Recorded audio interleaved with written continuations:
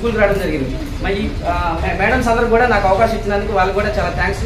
Head master madam గారికి, తోటి ఉపాధ్యాయులకి, సార్కి, మీ అందరికి కూడా నమస్కారం సార్, ఈరోజు నాకు అవకాశం ఇచ్చినందుకు. అయితే నేను చాలా స్కూళ్ళలో కూడా స్పీచ్లు ఇచ్చాను. ఎందుకు ఇచ్చానంటే మీరందరూ కూడా చైతన్యవంతులు కావాలి. చాలా మంది ఈ రోజుల్లో పిల్లలు కొంతమంది విచక్షణారహితంగా వ్యవహరిస్తున్నారు, సమయం విలువ తెలుసుకోవట్లే, పైశాచికతను ప్రదర్శిస్తున్నారు. ఆ విధంగా కాకుండా మీరు సమాజంలో ఒక ఉన్నతమైన కోణంలో ఉన్నతమైన భవిష్యత్తును మీరు అధిరోహించాలని, తలమానికంగా సమాజానికి, విద్యా వ్యవస్థకి మీరు భవిష్యత్తులో రాణించడానికి తలమానికంగా ఉండాలని చెప్పేసి నేను కూడా మీ దగ్గర రావడం జరిగింది. మీరు కూడా పుస్తకాల విలువ తెలుసుకోవాలి. ఎందుకంటే ఒక మాట ఉంది, అన్నదానం ఆకలిని తీరిస్తే అక్షర జ్ఞానం అజ్ఞానాన్ని తొలగిస్తుంది. అన్నదానం ఆకలి తీర్చిద్దా తీర్చదా? అన్నం తింటే ఆకలి తీర్చింది. అదే విధంగా అక్షర జ్ఞానం అనేది అజ్ఞానాన్ని తొలగిస్తుంది. ఇప్పుడున్నటువంటి ఏదైతే రకరకాల వ్యతిరేకతలు ఉన్నాయో, అసమానతలు ఉన్నాయో, ఎక్కడెక్కడైతే చాలా మంది అవగాహన లేకుండా ఉన్నారో, అవగాహన లేకుండా నష్టపోతున్నారు రకరకాల విషయాలు సమాజంలో, అలాంటి విషయాలు మీరు చదువుకుంటే వాటన్నింటి నుంచి బయటపడవచ్చు అనమాట. మీకు విముక్తి కల్పించబడింది. చదువు ద్వారానే ముందుకెళ్ళగలుగుతారు.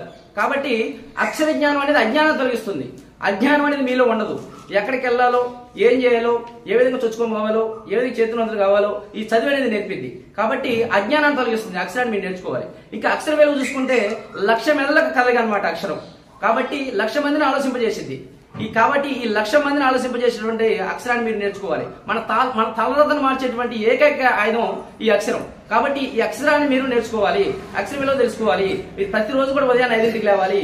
5ంటికి లేచి నాకు చదువు అవసరం, ఇది నాకు అవసరం అనేది కోణంలో మీరు చదవాలి. ఎందుకంటే అనేక రకాల విత్తనాలను విత్తనం ద్వారా నేల ఏ విధంగా సారవంతం అవుతుందో అలాగే రకరకాల విషయాలను తెలుసుకోవడం ద్వారా మనిషి ఒక మనసు శిక్షించింది. రకరకాల విత్తనాలు విత్తితే నేల సారవంతమైంది. అలాగే రకరకాల విషయాలు తెలుసుకుంటే మనిషి యొక్క మనసు శిక్షించింది అనమాట. మీరు రకరకాల విషయాలు తెలుసుకుంటే వినూత్నపరచబడతారు అనమాట. జీవితంలో మనం అభివృద్ధి చెందాలంటే నిత్యం నూతన మార్గాలు అన్వేషించాలి. అంటే ఎప్పటికప్పుడు కొత్త ప్రదేశాలు తిరగాలి, ఎప్పటికప్పుడు కొత్త విషయాలు తెలుసుకోవాలి. అప్పుడు మనం ఖచ్చితంగా అభివృద్ధి పథంలో కొనసాగుతాం అనమాట. మీరు ఆలోచనతో చదవాలి ఏదైనా. ఎందుకంటే ఆలోచన అనేది అమృత సమానం. ఆలోచన లేని మనిషి అన్ని విధాలు పతనం అవుతాడు.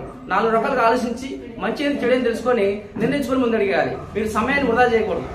ముఖ్యంగా మీకు అర్థం చేసుకోవాలి. ముందు ఉపాధ్యాయులు మీరు అర్థం చేసుకోవాలి. వికసించే పువ్వులే మీరు ఎప్పటి నుంచో వింటూ ఉంటారు. వికసించే పువ్వులే విద్యార్థులైతే తోటమాలే ఉపాధ్యాయుడు. కాబట్టి వాళ్ళు మిమ్మల్ని సంరక్షించేవారు. కాబట్టి వాళ్ళ దగ్గర నేర్చుకోవాలి. మేడం నాకు చదువుకోవాలనుకుంటున్నా, నాకు ఈ విధంగా జిజ్ఞాస ఉంది, నేను నేర్చుకోవాలనుకుంటున్నా, మీరు నేర్పండి అని చెప్పేసి మీరు అనాలి. ఎందుకంటే నేను ఈరోజు నేను చాలా సంతోషంగా ఎందుకో చెప్పండిరా, నాకు చిన్నప్పుడు పాఠాలు చెప్పిన గురువు మా సార్ 6వ తరగతిలో కంప్యూటర్ చెప్పారు మాకు. ఆ సార్ పక్కన నేను మాట్లాడుతున్నట్టు చాలా సంతోషంగా ఉంది నాకు. మీరు కూడా అట్లా అంచెలంచెలు ఎదగాలి. నేను 2009లో నా 10th అయిపోయింది అనమాట. హై స్కూల్లో చదివాను, నేలకొండపల్లి హై స్కూల్లో. మీరు కూడా అట్లా అంచెలంచెలుగా ఎదగాలి. 28 అవార్డులు నేను తెచ్చుకున్నాను. మీరు కూడా అవార్డులు తెచ్చుకోవాలి. అంచెలంచెలుగా వెళ్ళాలి అనేది నా ఉద్దేశం.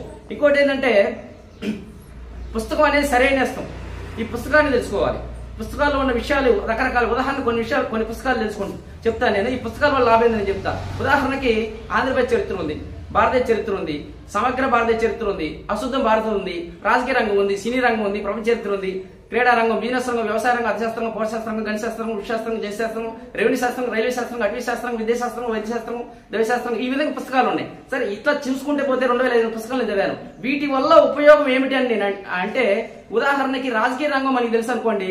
రాజకీయ నాయకులు ఎవరన్నా మనకి తెలిసినప్పుడు వాళ్ళతో మనం మాట్లాడవచ్చు అనమాట. ఒక ఎమ్మెల్సీ గురించో, ఒక ఎంపీ గురించో, ఒక మున్సిపల్ చైర్పర్సన్ గురించో మనం మాట్లాడవచ్చు అనమాట. వాళ్ళకి ఆ విషయం పట్ల ఆసక్తి కాబట్టి వాళ్ళు ఖచ్చితంగా మనకి చూసుకోబోతారు అనమాట. ఆసక్తి చూపుతారు, మనం మాట్లాడే మాట ఆసక్తి చూపుతారు, మన మాటలు కూడా ప్రతిస్పందిస్తారు. ఎందుకంటే వాళ్ళు ఆ విధంగా వాళ్ళకి ఆ విషయం ఇష్టం కాబట్టి. ఇంకో క్రీడా రంగం సంబంధించిన వ్యక్తి ఉన్నాడు. క్రీడా రంగం సంబంధించిన వ్యక్తితో మనం ఏం మాట్లాడాలంటే దానికి సంబంధించిన విషయాలు మాట్లాడాలి. ఒక కబడ్డీ గురించో, ఒక ఖోఖో గురించో, ఒక వాలీబాల్ గురించో ఆ విధంగా మాట్లాడాలి. కాబట్టి ఆ విధంగా ఉపయోగపడతాయి. ఒక వ్యవసాయ రంగానికి సంబంధించిన వ్యక్తి గురించి కనబడితే ఒక ఫెర్టిలైజర్స్ గురించో, ఒక పెస్టిసైడ్స్, ఒక సీడ్స్, ఇటువంటి పంట వేయాలి అంటే దానికి సంబంధించి. ఒక బిజినెస్ మ్యాన్ అయితే బిజినెస్ సంబంధించి.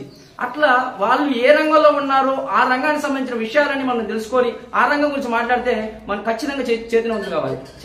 చాలా మంది పిల్లల్లో సృజనాత్మకత ఉంటుంది కాబట్టి ఏ విధంగా వెలికి తీయాలో తెలియదు. సృజనాత్మకత వెలికి తీసుకోవాలి, మీకు మీరు పరీక్షించుకోవాలి. ఎందుకంటే తనకు తాను విమర్శాత్మకంగా పరిశీలించుకోగలిగిన వ్యక్తి నిజమైన మేధావి.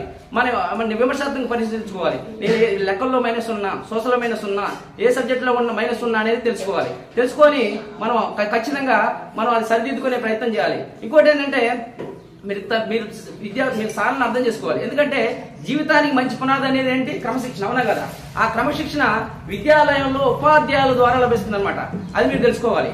ఇంకొకటి ఏంటంటే మీరు అర్థం చేసుకోవాలి సార్లని, వాళ్ళు చెప్పేది మీకోసమే చెప్తున్నారు. అవునా కదా?